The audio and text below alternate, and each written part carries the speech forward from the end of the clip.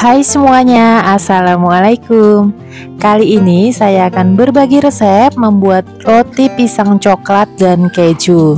Untuk bahan-bahannya ini sangat ekonomis dan cara membuatnya pun sangat gampang. Buat yang udah penasaran apa aja bahan dan cara membuatnya, tonton terus videonya hingga akhir. Di sini sudah ada tepung terigu protein tinggi atau cakra, ditambah dengan gula pasir, susu bubuk full cream, dan ragi instan. Aduk-aduk sebentar, tambahkan dengan susu UHT full cream dan 1 butir telur. Kemudian di sini akan saya aduk-aduk lagi. Supaya lebih cepat, di sini saya bantu uleni menggunakan mixer. Mixer adonannya sekitar 2-3 menitan sampai adonannya menjadi setengah kalis. Kalau udah setengah kalis seperti ini, saya tambahkan dengan margarin dan garam. Kemudian lanjut mixer kembali sampai adonannya menjadi kalis elastis. Nah, ini tadi kenapa saya menggunakan susu UHT-nya dalam kondisi dingin, supaya pada saat pemixeran adonannya tidak terlalu panas. Untuk ciri-ciri adonan yang kalis elastis, adonannya sudah tidak lengket menempel di wadahnya maupun di tangan. Selain itu, kita coba ambil sedikit adonannya, kemudian kita rentangkan seperti ini. Adonannya tidak mudah robek, berarti ini udah pas kalis elastis. Kemudian adonannya ini akan saya istirahatkan sekitar 30 menit. Jangan lupa ditutup agar permukaannya tidak kering. Sambil menunggu adonannya mengembang, kita akan olah pisangnya. Kita tumis dengan margarin seperti ini. Gunakan margarin secukupnya, kemudian kita gunakan api sedang. Kalau udah leleh margarinnya, kita masukkan pisangnya. Kita masak sampai warna pisangnya ini kecoklatan.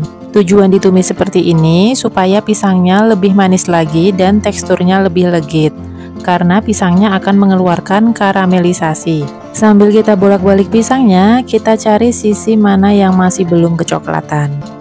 Kalau udah kecoklatan, kita tiriskan pisangnya di atas tisu dapur supaya tidak banyak minyaknya dan kita lebih mudah juga untuk ngebentuk adonannya. Setelah 30 menit, ini adonannya udah mengembang. Kita kempiskan adonannya, jadi kita buang udaranya, kita uleni seperti ini. Pindah adonan ke alas kerja, kita kasih margarin supaya tidak lengket. Lalu di sini akan saya bagi adonannya menjadi 10. Jadi berat masing-masing adonan sekitar 56 gram. Ambil satu adonan, kemudian ini akan saya bentuk bulat seperti ini sampai semua permukaannya mulus dan rata. Ulangi, lakukan hal yang sama seperti tadi sampai semua adonannya habis. Kemudian istirahatkan lagi sekitar 15 menit, jangan lupa ditutup.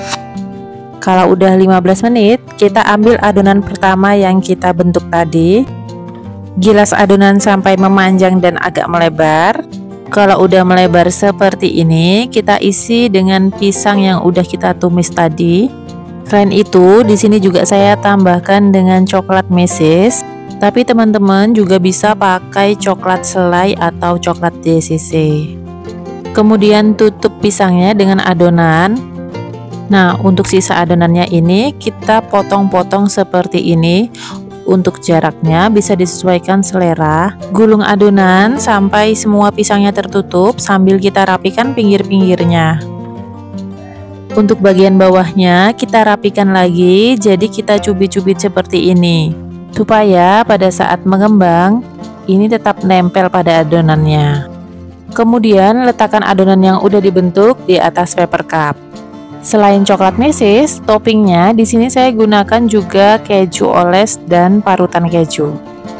Untuk caranya kita lakukan hal yang sama seperti tadi, kita potong sisa adonannya, kemudian kita gulung, kita tutup sampai semua sisi pisangnya ini tertutup.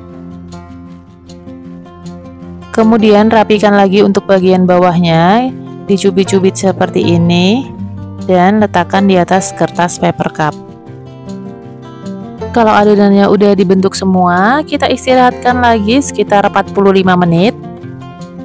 Untuk bahan olesannya, di sini saya gunakan kuning telur dan susu UHT full cream.